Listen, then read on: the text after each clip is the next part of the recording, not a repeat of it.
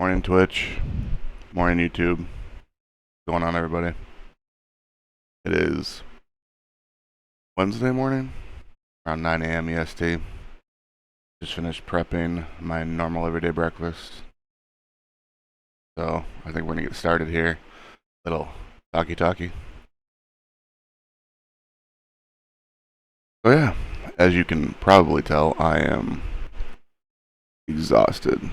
And that's a combination of everything that went on yesterday, which we will go over, because that's what we do here.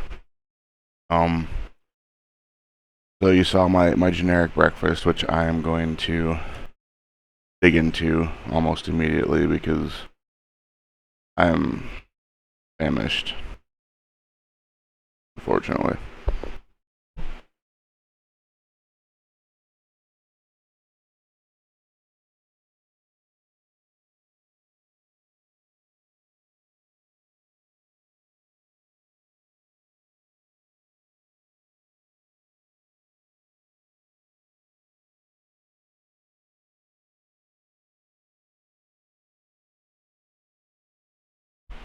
I have once again forgotten napkin because I'm exhausted. So, day before yesterday, I talked about what yesterday was going to bring. And I'll talk about what happened yesterday. So, the kids did end up going with their grandmother. Not as early as I thought it would happen. So yesterday morning, after my stream, after my initial, breakfast, my mom got a hold of me, asked if I could take her to Meijer, and I'm like, sure. We got the kids around, got them breakfast, got them ready to go to their grandma's, kissed the wife goodbye, and unfortunately, my wife has just been getting hit after hit after hit, and so that we took her to the ER a couple days ago to deal with a possible infection. She had a lot of cramps and stuff like that. It was just that time of the month for her. She has very irregular time of the months. I'm not going to go into detail. It's very off and on. It's all over the place. Absolutely Hercules. After I finish recording, after I finish streaming, I'll get on Twitter and I'll follow you right back. And that goes for everyone. If you want to toss me a follow on Twitter, if you want to subscribe on YouTube, I'll subscribe to your channel. I'm all about everyone growing everyone's communities. Like, I'm an absolute nobody, but a subscription helps, a follow helps, everything helps because it eventually builds, Eventually it might get to a place where it actually, my follow would matter to someone. So, absolutely, Herc, after this, I'll throw you a follow on Twitter, and I appreciate you following me. Thank you. So, yeah. So there's her irregularities, right? And it was just she had some serious cramping, and it was spreading all over her stomach, and not just during her pelvic region. So we were concerned. We took her to the ER. We found out it was just exactly that. There's nothing more to it than that.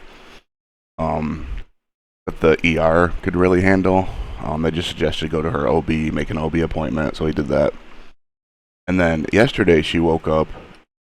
Apparently, whatever she had ate the previous night irritated a part of her gum in the back where she doesn't have a tooth due to an accident as a child. And anyone who, has a tooth missing or hasn't, gotten it replaced or whatever, that anything can irritate those things. And oral pain is like the worst pain that you can go through. It sucks. She was popping Tylenol, trying to get it to go away. And then I eventually got her some of this oral numbing solution that I used to use. That helped her a lot, but she was just going through the pain the entire day for the most part, which made me feel absolutely horrible. Made her feel horrible because yesterday was our date night day, our date lunch day. Excuse me. We were supposed to drop the kids off, go get some food, go to a movie, and then go to dinner. We kind of did that, but out of order and out of everything like that, due to what had happened in the morning. So my mom got a hold of me asking me to take her to Meijer, and I'm like, okay. She's across town in hospice. Got the kids around, got myself around. went there, picked her up, and she wanted to go to Meijer for a TV. The hospice has mounted TVs on their walls. Hers is unfortunately not working right now, and she's complained multiple times, blah, blah, blah. Hospice said that they are trying to find a TV to switch or trying to get her a new TV. It's just not fast enough for her, unfortunately. So she wanted to go out and use, $180, I think was the total, for a smart TV for her room. I'm not going to tell her how to spend her money, even though she is technically not in charge of herself right now. She is not her own power of attorney, but, I'm not going to tell her how to spend her money. So we go to Meijer, she picks out the TV. She forgets that she doesn't charge her phone, so her phone died during this process, which was whatever. We try to pay for the TV. Nothing. Doesn't work. She's had issues in the past where she's accidentally locked her card or this, and that, and I couldn't get into her bank account because her phone had died. And she broke down. She broke down several times while we were in Meijer because she would forget where she put stuff in her pockets because something wasn't working. She was trying to pay for it with her license. Like, anyone who has a family member that's going through late-stage cancer knows that these medications and that the cancer, depending on where it is, and actually at this stage, it's everywhere, spreads. They know that this is a common occurrence. Forgetfulness, confusion, inability to, know your own mind. And she broke down several times because it happened. And, I had to comfort her, tell her, it's okay. She's, stage 4, late stage, like super late stage. She's still getting up and walking around and trying to do everything that she used to do. I mean, she's doing more at this stage of her cancer with these meds in her body than I've seen anyone ever do. And I told her that, try to calm her down, etc., etc. So I take her back to the car. I plug her phone in, let it charge for a couple minutes so I can turn it on, check the account. I'm to find out she doesn't have enough money for the TV. I'm just like, okay. Before that, I had texted my aunt. I'm like, do you know if her card's locked? Do you know what her bank account balance is? Blah, blah, blah. Aunt's a busy person, couldn't get back to me immediately, so, I found another way to figure out the balance. I found a TV that would have been like $110. It's a Roku Smart TV, blah, blah, blah, at Best Buy. I'm like, all right, Mom, we can go do this. We can get this for you. It's cool. So I let her stay in the car this time. She needs to rest. I go into Best Buy. As I go into Best Buy, my aunt calls me. Apparently, my mom still has bills to pay out of that $133. I don't know that because my aunt is the one that has the power of attorney, and she's the one that's supposed to be taking care of all this. I'm not going to rant about the situation, but if you are given power of attorney and you are supposed to be the one making sure her bills are paid, you need to fucking tell her. Or you need to take away her card and control her money. Or you need to have her Social Security deposited into a neutral account that she cannot have access to. After you're done paying her bills for the month, deposit the rest of the money into her account and she can do whatever she wants with it. Be smart about this. I don't even know if that's a possibility, but I know my aunt's a very, very good woman. She's a very busy person. But please figure it out. Because having to deal with this Meijer trip was supposed to be about a 45-minute trip. So I could get back, kids are already around, get my wife around, make sure she's okay, take the kids to their grandma, and then we can start our date day. Or I could take my wife back home, put her in bed, go get her as many chocolate objects as I possibly could, and then we just chill in bed all day watching Netflix, and hopefully she feels better. That's not what happened. That 45-minute trip turned into 4 hours, in which case I had to, not be able to get the TV for my mom because she needed that money for her phone bill. It was a mess. It was a giant mess. So yeah. So that kind of sidetracked the day, but, You know, if I'm going to be the only one that can physically be there for my mother, because my brother has his head up his ass and can't get over the fact that my mom was mean to him while she's while she's on these meds, while she's in late stage cancer. Whatever, dude. Be a wimp. I don't care. But if I'm the only one that can physically be there because my aunt, her sister, you know, lives over an hour away, has her own life, has her own issues to deal with, that's fine. I will do that. But I can't do it all by myself. I have 2 kids. They're going through some severe financial struggles right now. My wife is sick. I have my own life to worry about too. I can't be going off for 4 hours while my wife basically can't get out of bed because of pain and the kids are running rampant in the apartment. I can't do that. So, rant over about that. That's just a part of my life that I have to deal with. You know, I'm glad I can be there for my mom. God, I'm glad I can be there for my mom because a couple years ago, I may not have been able to. A couple years ago, I wasn't stable enough to be there for her like this, and I'm glad I'm able to. But everyone needs to start pulling their weight a little bit more. One way or another. And that's just my opinion. If my family sees this video and they don't like that opinion, call me. Come see me. Talk to me about it. If you don't like what I have to say, don't throw a bitch fit. Don't whine at me. Don't cut off support. Don't stop helping. Talk to me. Express your opinions to me. And we could probably figure it out together. And if we can't, well, then apparently the people that I thought were better people aren't. I think that's I'm going to go off on a little tangent that I've already been on. I think that's a big issue with a lot of people. I think if someone has a problem with someone else, the go-to strategy is to just cut them off completely. For certain things, it's understandable. For other things, it's not understandable at all. Have a conversation. Work it out. If you can't work it out, go your separate ways, but do it amicably. Why put more hate in the world? Why put more toxicity in the world? It makes no sense, especially if they're your family. That's just my opinion on that matter. I'm not going to go into it further, but conversation needs to be a key point in human society. It really does. Face-to-face conversation, specifically. We are so obsessed with these things, and I'm guilty of it as well. I spend a ton of time on social media. I mean, now I kind of want to spend a ton of time on social media to, you know, kind of promote my stuff, but I still know the importance of face-to-face conversations.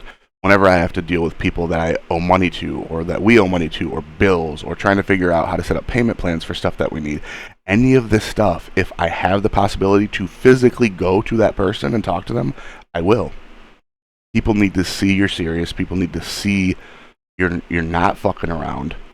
You know, people need to understand the emotion involved in the situation.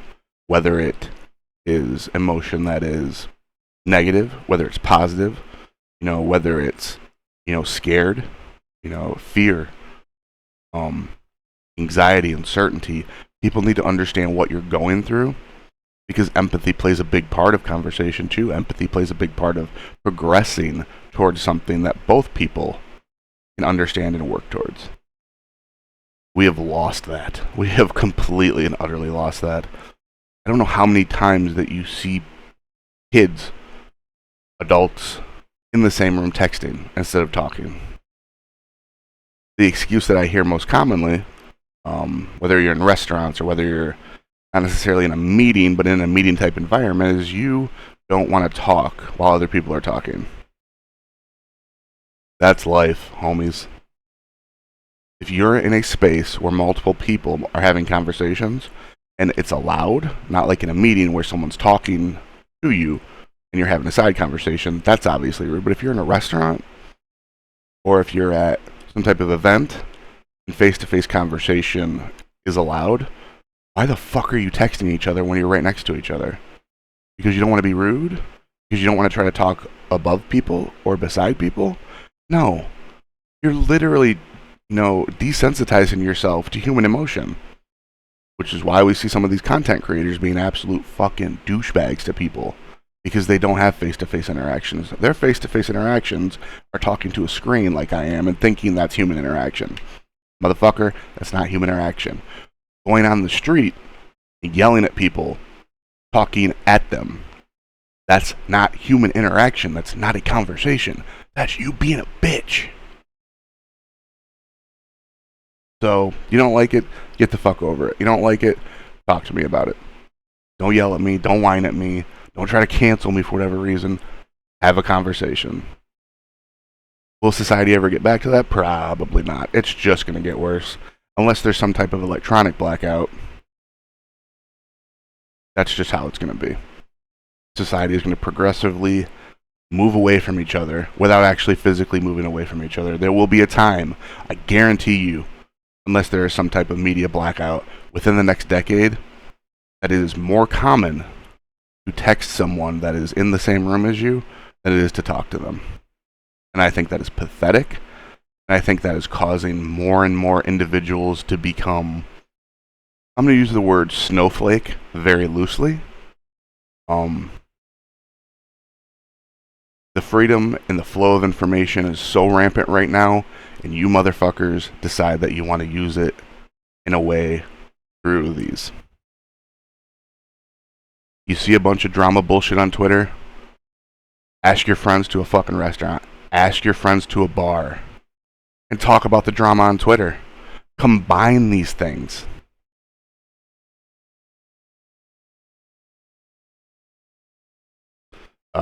Eunice, is that how you pronounce it? If not, let me know. But I agree completely. You know, Eunice said in chat, I know that I'm going to upload this to YouTube later, but he said as long as they're getting income from yelling at screens, human interaction is going to go down. And I agree. Why would anyone want to put themselves in an uncomfortable, by the way, the fact that human interaction is uncomfortable for people now? I know people have social anxiety disorders. I know people have just anxiety in general. I get that. But it's definitely not as many people as you think. Every other person you meet has some type of social anxiety. Fucking bullshit. You're just a wimp.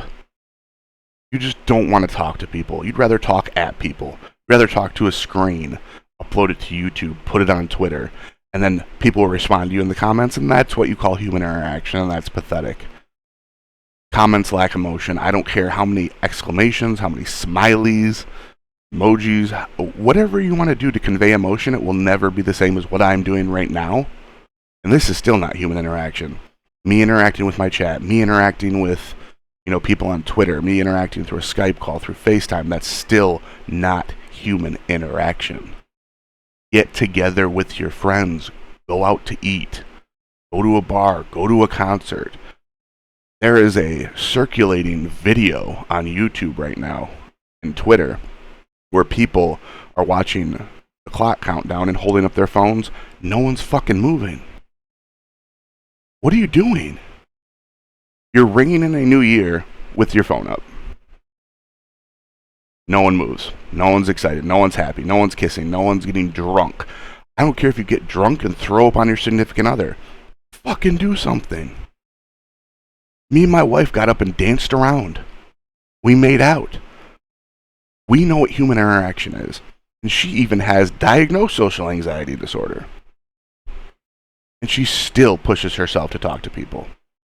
And it's terrible that's going away. It's not gonna how I'm gonna be.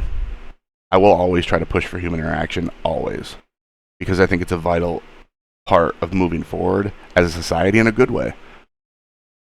Because let me tell you, the more we don't interact, the worse off our world is, and we've seen that.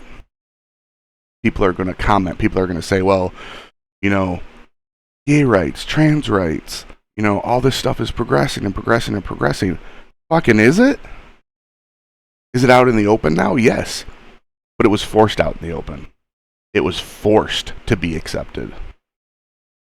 And there is more hatred more global hatred towards those groups of individuals than there ever has been. Being gay used to be illegal. Loving who you want to love used to be illegal.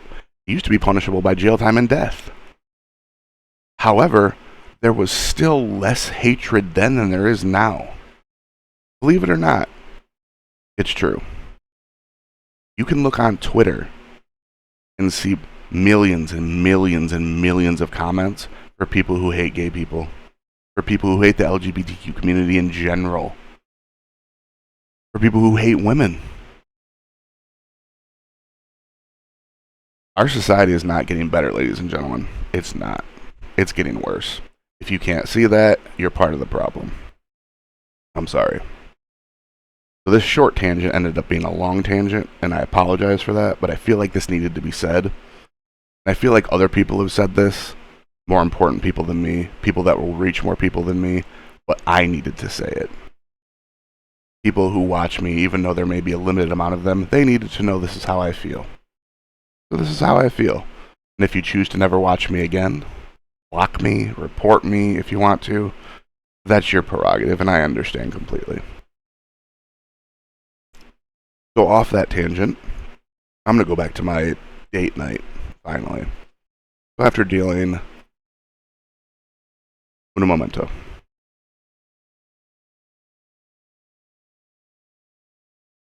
Eunice, I agree completely. Again, I'm gonna read what he says, or she says, or they say in chat. The new generation gets so much euphoria from getting likes on social platforms, social media, where they use the word social pretty loosely. Now, absolutely. And you want to know why that is? Is because it's instant gratification. There is no work required for that. You typey for 10 seconds, you get a like, boom. Euphoria. Boom, hit of pheromones. Everything is great, right? You get that like, you get a comment, a positive comment, you're super happy. Unfortunately, there is an opposite side to that. If your post doesn't get any likes, now you're sad. Or if your post gets a negative comment, now you're pissed off, now you're depressed. You're letting people dictate your emotions a little too much. And that was sarcasm. You're letting people dictate your emotions a lot. And that's what social media has done. Social media has turned a lot of people into snowflakes. People care way too much about likes, comments, positivity, and they care way too much about the negative comments and the negative bullshit. I had a recent interaction on Twitter, maybe a month ago, where a couple of guys got on there. I commented, Boogie, if you know who that is. He, recently on Twitch, there's been this epidemic of titty streamers, just using, censor bars, right? Which I think, well, I'm not going to get into that, but that's fucking ridiculous, by the way. There are billions of other sites that you can do that shit that you don't need a censor bar.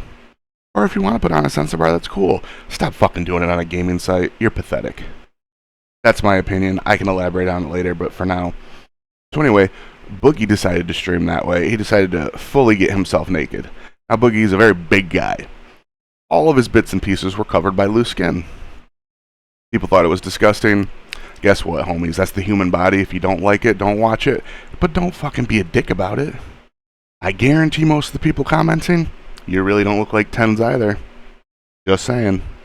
Anyway, Boogie was immediately banned.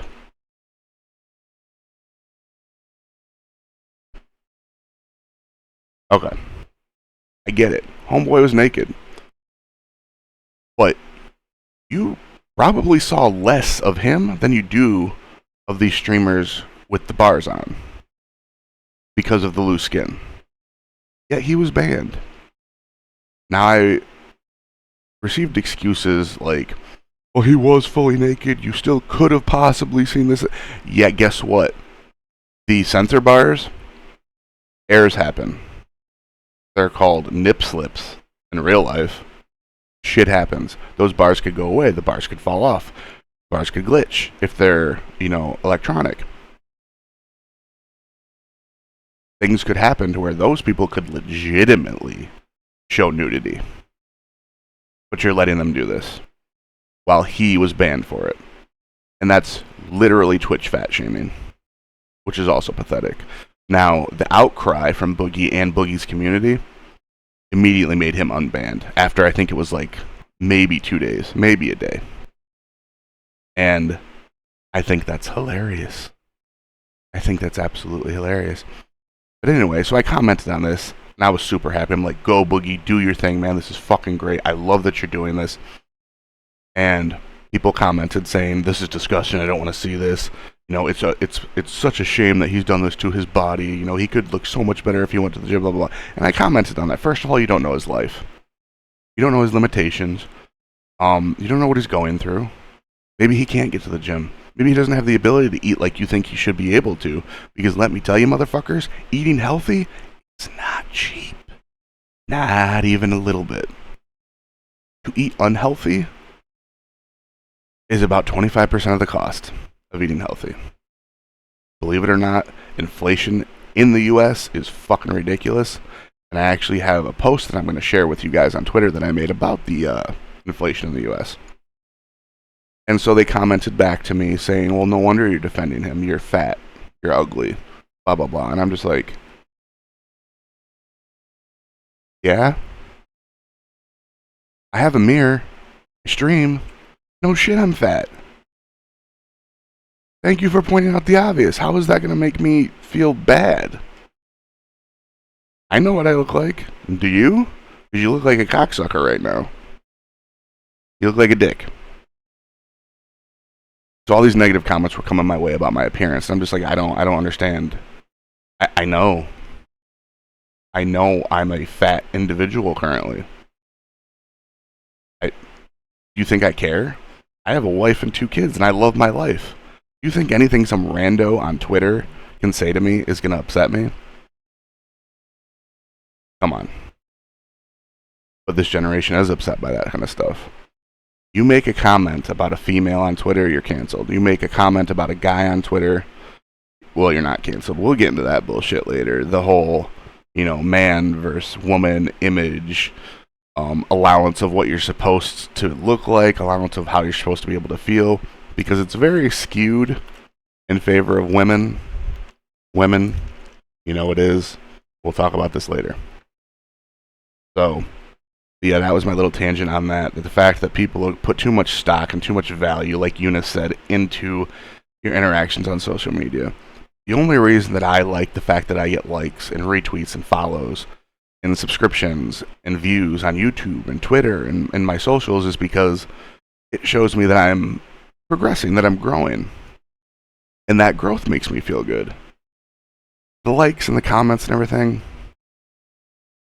I appreciate them. Even if they're negative, I appreciate people watching my content and responding to it in whatever way they want. It's great.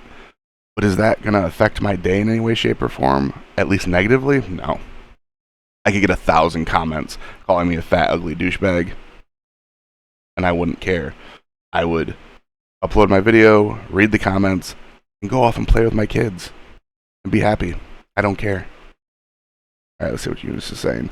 One of the side effects of being a keyboard warrior is you get used to being behind a screen and not to get to punch in the face for some things you say, so it makes them pretty bold. Another 100% true statement. And it's moved outside of that now too, Eunice. Like it's, recently Jack Doherty's been on Twitter and, all over the place because he has bodyguards protecting him while he goes out and actively is an asshole to people. That is the definition of a keyboard warrior paying someone so he can be a keyboard warrior in person. Now here's the problem with that. Unless you're doing research about your surroundings and your areas, this is very dangerous for people. Because people have carry permits. And if these YouTube douchebags, if these social media douchebags decide to fuck with the wrong person in the wrong area, and they feel it's their right to defend themselves, you're going to get shot. Just flat out, you're going to get shot. It doesn't matter if you're in the richest neighborhood or in a ghetto. If you fuck around, you're going to get shot. Lots of people have their carry permits now. And if they feel threatened, your bodyguard's not going to be able to protect you. Not from a gun. And there's another problem with this also. A lot of these YouTubers, a lot of these social media douchebags go out with one bodyguard. And maybe a camera crew, whatever, of, whatever. And I think that's good enough. Here's the issue. You don't know what type of training people have.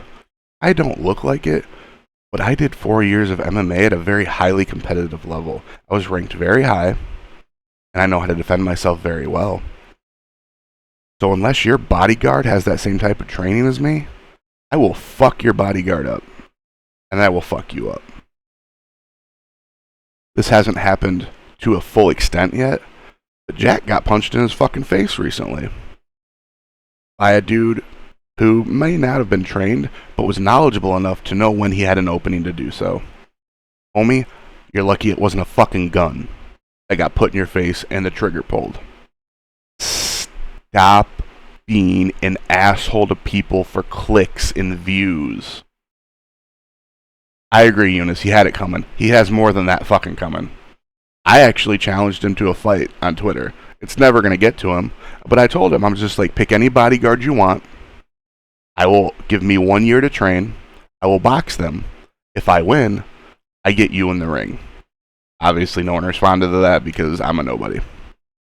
But I wish to God someone with authority or popularity would make that challenge against anyone, against Andrew Tate, against Jack Doherty, against, well, not really Neon. Let's not talk about that. And just be like, listen, you guys want to be assholes to people? That's cool. Let's make a little challenge. Let's make it interesting. I'll fight one of your bodyguards in the ring. If I can get through them, I get to you. That would be huge social media coverage, first of all, if an influencer agreed to that. Just be like, yeah, okay, let's do this. You get to train for a year or however long that person needs to train for. Get ready. And then you get to fight one of their bodyguards in the ring. And if you're able to beat them, then you get to fight the influencer themselves.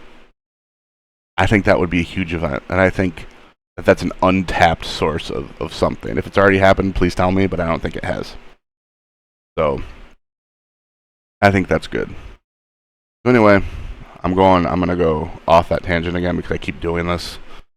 And Eunice, it's your fault. It is. But I appreciate the comments.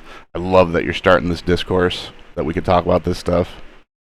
I'm going to get back to my date day. So anyway, all this happened. We dropped off our kids. My girlfriend was starting to feel a little bit better. My wife was starting to feel a little bit better. We decided, let's do a late lunch. So we did. We ended up going to Olive Garden. She hadn't been to Olive Garden forever. She got, unlimited soup, salad, and breadsticks. I got some ziti with grilled chicken on it. It was great. Had a great time. It was actually relatively inexpensive. I appreciate it, Eunice. I appreciate it a lot. Like, this is how I am. Like, if someone comes into my chat and comments something about something that I feel passionate about, I'm going to go off on it. No one's going to tell me not to. If I get in trouble for it, well, fuck it. I don't care. This isn't, social media is not, the content creation isn't a big part of my life yet. So if I get banned from whatever platforms, oh well, I don't care.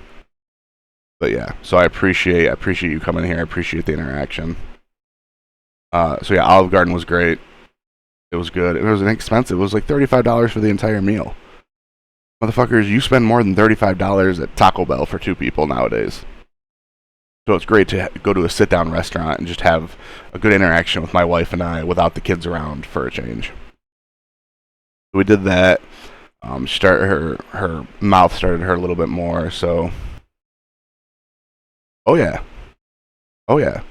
It's, there are days where I believe it's only like $8 or $9, but just every day of the week it's $10.99. It's either $10.99 or $11.99. I think $11 or $12. Oh, it's great. Their breadsticks are ridiculous. Like, just ridiculous. Like, you have to get their breadsticks.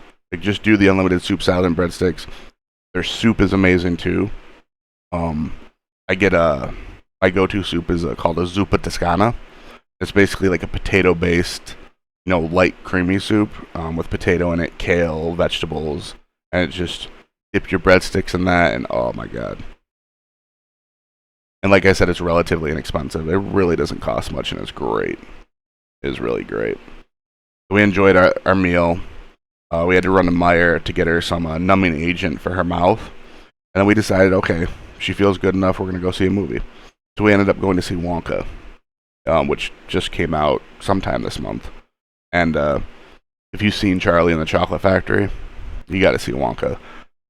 I'm not gonna lie, I loved it. There is singing in this. Have a good day, Eunice. Thank you for stopping by. I really appreciate it. So if you've seen Charlie and the Chocolate Factory, you know the old one from the 70s, 80s, 60s, within that 30-year period. If you've seen that one, if you've seen the Johnny Depp rendition, you got to see this one. You have to. It's kind of like a mix. It is a prequel. It's when he was younger and kind of just starting out. So it's really good. But it's like a mix. It's the same vibe as the previous two ones, but it's completely different, and it was great. I thoroughly enjoyed it. My wife thoroughly enjoyed it. I honestly would go watch it again. I really would. It's really good. Not really much of a musical type of guy, and this really wasn't like a hardcore musical. Like, you guys have seen musicals where every other word is a song. I can't mess with that. That's not my thing. But there was some singing in this, some dancing, but it was a very good mix of, you know, it's like comedy and drama and action, and it's just everything. It's a family movie too. You know, it's rated PG. Take your kids to it. I swear they're gonna love it. It's amazing. Probably gonna put some weird ideas in their head, but that's perfectly fine. I think later in the week I'm gonna make a video about the movie that kind of dives deeper into it, because there is a lot of underlying things that could be interpreted in pretty negative ways, and I'm gonna touch on that. So after the movie, you know, we decided we were gonna go to Texas Roadhouse for dinner, but she really wasn't feeling it, so we decided, you know, just to head home. So we headed home. You know, she did her Diamond Dot stuff. We relaxed. She went to bed a little early. I'm rewatching the Game of Thrones series again. I just hit season 6, so I only watched the series once through, and unlike most people, I think every season was great. Was there some visually unfortunate things? Yes. Like, the last couple of seasons were very visually dark. The fuck are you doing with that? Like, seriously? Shine a flashlight or something. It's ridiculous. Anyway, so I was watching that last night, and that's just kind of how our day ended, you know? Had a great lunch. Minimal dinner. I had chicken and rice. Went to the movie. It was a good day. It really was. Kids are still with their grandmother. She expressed that she might keep them another day, which technically won't matter. My wife works today, so the only thing that'll matter for is that I actually will probably stream gaming at some point today. So, but yeah, so that's pretty much what happened yesterday.